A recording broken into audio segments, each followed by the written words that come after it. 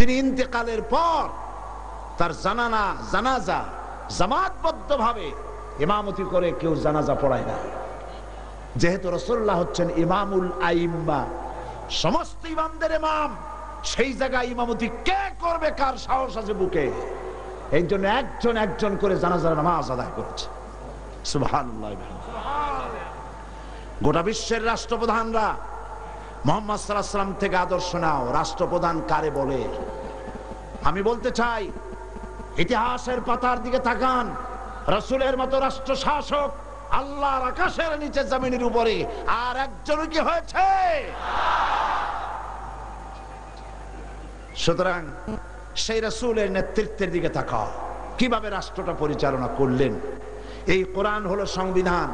চুরি ছিল না, ডাকাতি ছিল না, ঠিক না? আজ আমাদের দেশের হুঙ্কার মারা এক মন্ত্রী বলছেন, মাটির তলা থেকে সন্ত্রাসী খুঁজে বের করব।